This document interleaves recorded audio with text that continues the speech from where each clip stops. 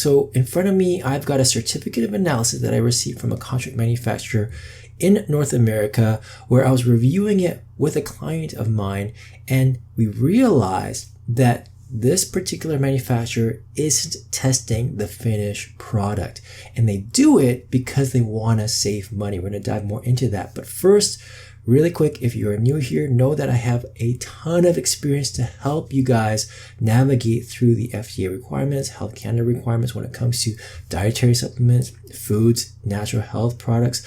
I have over 15 years of experience, quality assurance, regulatory affairs in various companies, Fortune 500 organizations, as well as privately owned high-profile companies, helping them comply with all these rules. And I'm here to help you guys navigate through these and to make it simpler so that you can start your business the right way. All right, so in front of me, I have an example certificate of analysis. Now, this is otherwise known as a C of A, and we did this because we're currently vetting various manufacturers, and one of the things I asked for is to get an example C of A just to get a sense of the type of documentation that they normally produce, and it also gives me insight around their testing. Now, a C of A is typically an official document that comes from the manufacturer as part of their release procedures. Before they can release a particular batch of product that they made, they have to conduct all this testing and put that data in a formal document, otherwise known as a C of A, and it should also specify your specifications, the actual test result it got, and then the method that they used to run the test. Now, in this example, this document has really, some basic key information you're going to need to know. You're going to need to have the product code. You're going to have the lot number, the manufacturing date, what it is, right? But you also see here that they're doing tests on a couple characteristics, right? I guess 3 key categories. Number 1 is physical characteristics. How does the tablet look, right? What does it weigh, and more. And then the next thing is the actual ingredient, the active ingredient in the product. Are they testing that?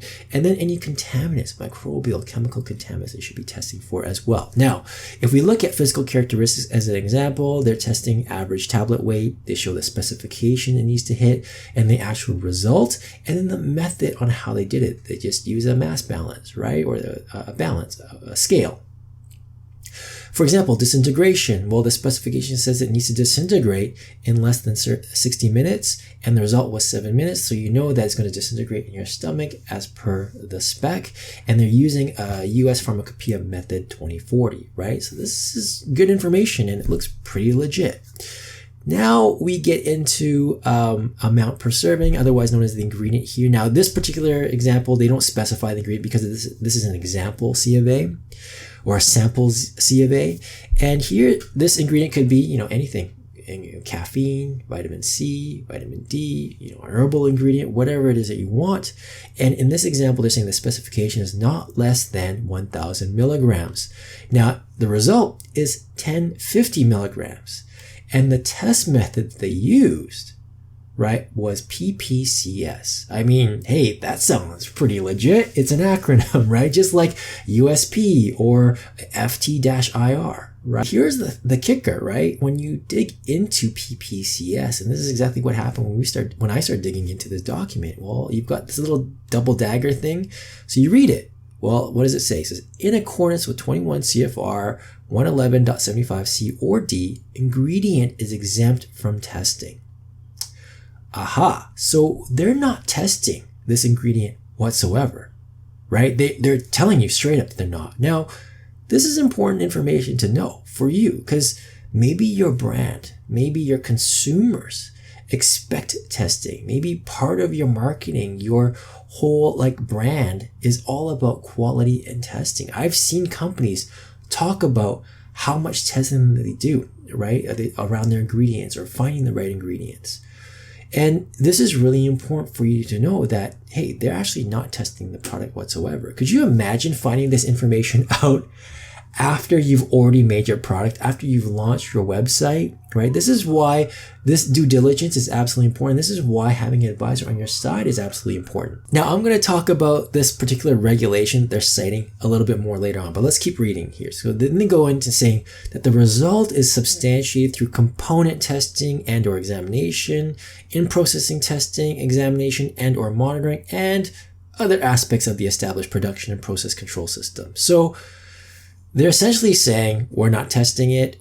What we could be doing is that we could be testing upstream. We could be testing the individual ingredient, what they call the component testing, right? So maybe they're not testing the vitamin C in the finished tablet, right? The final product. But we've tested the incoming raw materials for the vitamin C. We tested that potentially. But I mean, this statement is written in such a way where maybe they aren't testing it. Maybe they're just examining it. Maybe they're just looking at other in-process checks, but they're not actually sending it to a lab and testing for the vitamin C content. We really don't know. It's written in a very generic way that gives them all the options so that they don't have to test. And this is the problem with this particular CFA. Now, I'm not saying that what they're doing is illegal, right? Like, I mean, they do cite a particular part of the regulations, 21 CFR 111.75. And that is true, right? There is an exemption in the regulations that you don't test. But there are some conditions you need to meet. And essentially, the intent of that regulation is really for the circumstances of ingredients where finished product testing doesn't work, right? Or it's impossible to test at the finished product level. That is sometimes the case, especially with herbal ingredients or where you've got a lot of ingredients all stuck together. It makes sense to have that clause in there. But it's not necessarily meant to just avoid testing altogether. And there are those specific clauses. They don't particularly mention this, and I do know that some manufacturers don't even dig further enough into the regulations to realize that these extra conditions are there and that you have to meet them before you rely on this exemption. So from my standpoint, it's easy for them just to say this. We wouldn't know. I mean, from a consumer standpoint, we wouldn't know any better. We see these acronyms. It looks good. They cite a regulation. It sounds official, right? So okay, great. You're the experts, but that's the whole point here, right? It's that you need someone to fight for yourself and to present this information to you. Like I said, testing perhaps is important to you. And at the end of the day, like, think of what would happen if FDA came knocking on your door, right? You're the brand owner. So they're going to go to you. They see the bottle. They see your company name on it. They see your company contact information. They're going to go to you. They're not going to go to your contract manufacturer, right? And they're going to say, hey, buddy, where is your test result? Because I just got test results when we tested the product off shelf, and instead of getting 1,000 milligrams, we only got 600 milligrams. So why is this out in the market, right? How could you mislead people like that and sell an inferior product? So what happens? You whip out your C of A. You're like, hey, I've got this document that shows that our product meets spec. But yeah, however, it's not testing the product. It's not testing the finished product. And I could probably poke at your process control systems and it just gets ugly, right? And so that's why you really need to understand these regulations. And then on top of it, I would also argue, and I did present this to the clients, like, hey, it might be a good idea for us to actually test our product ourselves or negotiate with the contract manufacturer to build in testing. Right? So again, this comes down to your negotiation skills. Do you want to negotiate that into the existing costs? Do you want to pay for these costs? Do you guys meet in the middle? Whatever the case, at least you know about this scenario. And I think it's important to call this out up front. But this is a classic example of how a contract manufacturer can easily slip one by us.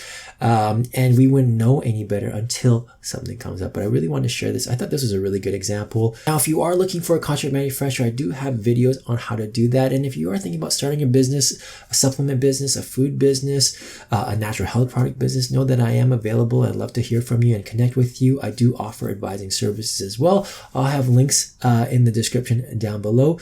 Guys, I'm going to leave it there. Until next time, cheers.